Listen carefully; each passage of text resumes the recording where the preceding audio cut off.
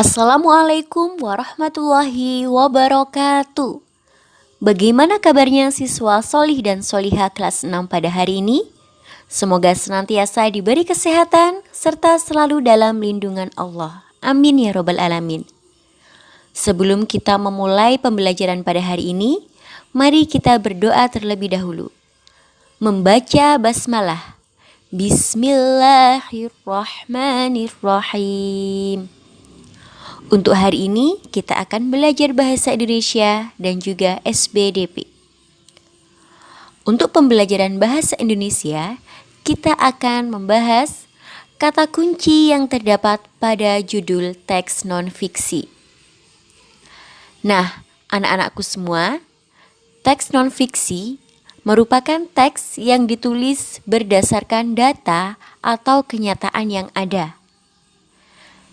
Informasi dari teks non-fiksi tersebut dapat diperkirakan dengan cara mengetahui kata kunci yang terdapat pada judulnya. Sehingga kalian dengan melihat judulnya, kalian bisa tahu nih, isi dari teks non-fiksi itu menceritakan tentang apa, seperti itu ya. Kata kunci merupakan kata penting yang menggambarkan isi teks tersebut. Contoh judul teks non-fiksi yaitu yang pertama, lingkungan sekolah yang sehat. Yang kedua, mencegah bahaya demam berdarah. Dan yang ketiga, kegiatan penghijauan lingkungan rumah. Nah, ini adalah contohnya ya. Bacalah judul teks berikut. Judulnya adalah lingkungan sekolah yang sehat. Nah, sehingga dari judul tersebut kita dapat mengetahui kata kunci dari judulnya, yaitu yang pertama adalah lingkungan sekolah dan yang kedua adalah sehat.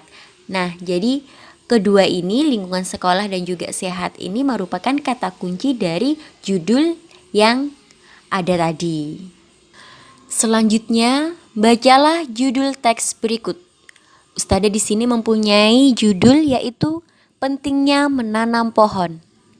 Nah, dari judul tersebut terdapat 3 kata kunci, yaitu yang pertama penting, yang kedua menanam, dan yang ketiga adalah pohon.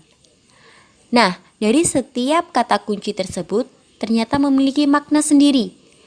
Yang pertama, makna dari penting itu adalah utama, pokok, ataupun sangat berharga. Makna kata menanam yaitu menaruh bibit dan sebagainya di dalam tanah supaya tumbuh. Dan yang terakhir, makna dari kata pohon adalah tumbuhan yang berbatang keras dan juga besar. Nah, itulah tadi adalah kata kunci yang terdapat pada judul teks non-fiksi. Untuk selanjutnya, kita akan belajar tentang menentukan letak gagasan utama dan kalimat utama suatu paragraf. Gagasan utama merupakan pokok pikiran dari sebuah teks. Gagasan utama bisa terletak di awal, tengah, dan juga di akhir paragraf. Kita dapat menemukan gagasan utama dan juga kalimat utama. Nah, kalimat utama itu sendiri merupakan kalimat inti dalam sebuah paragraf. Kita dapat menemukan gagasan utama dalam sebuah paragraf dengan membaca teks tersebut secara keseluruhan. Jadi, jika kalian ingin mengetahui apa gagasan utamanya, maka kunci paling utama adalah membaca teks tersebut secara menyeluruh. Selanjutnya, kita dapat menentukan kata kunci teks tersebut. Nah, setelah menemukan gagasan utama dan kalimat utama dalam sebuah teks, lalu kita dapat menyajikannya dalam berbagai bentuk, salah satunya dalam bentuk tabel. Sekarang, kita akan mencari gagasan utama dan kalimat utama pada paragraf di bawah ini. Tanggung jawab merupakan kesadaran manusia terhadap tingkah laku atau perbuatan yang dilakukan. Tanggung jawab juga berarti melakukan perbuatan sebagai perwujudan kesadaran dan kewajiban. Setiap orang memiliki tanggung jawab yang harus dilakukan. Nah, dari paragraf tersebut, gagasan utamanya yaitu tentang pengertian tanggung jawab. Ya, karena di sini ada kata-kata tanggung jawab merupakan, titik. Nah, itu merupakan adalah gagasan utamanya. Letak gagasannya ada di mana? Letaknya ada di awal paragraf. Sedangkan kalimat utama pada paragraf tersebut adalah tanggung jawab merupakan kesadaran manusia terhadap tingkah laku dan perbuatan yang dilakukan. Nah, itulah tadi pembahasan tentang gagasan utama dan juga kalimat utama.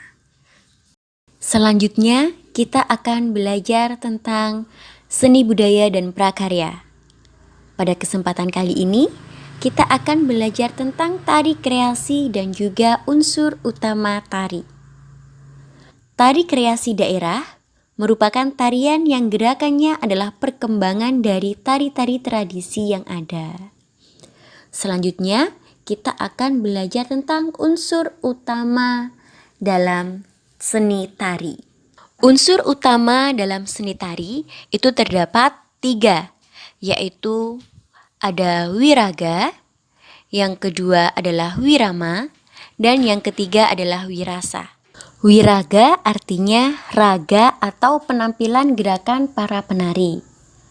Nah, fungsinya adalah agar penari dapat menguasai keterampilan sikap dan juga gerak seluruh anggota tubuh dalam menari.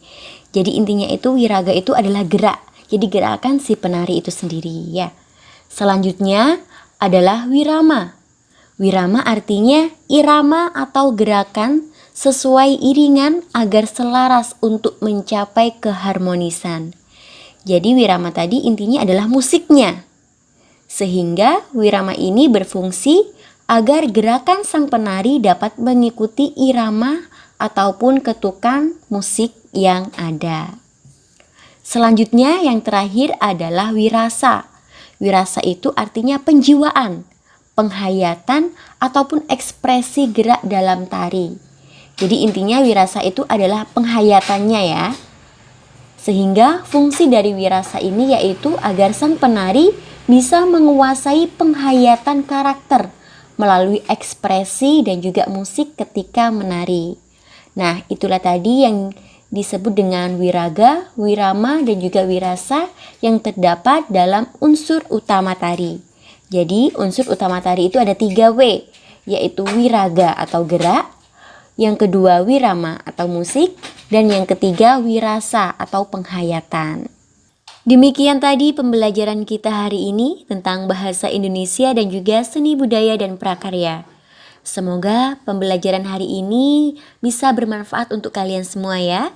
Dan juga kalian bisa paham dengan apa yang telah Ustazah sampaikan. Cukup sekian yang dapat Ustazah sampaikan. Kurang lebihnya mohon maaf. Wassalamualaikum warahmatullahi wabarakatuh.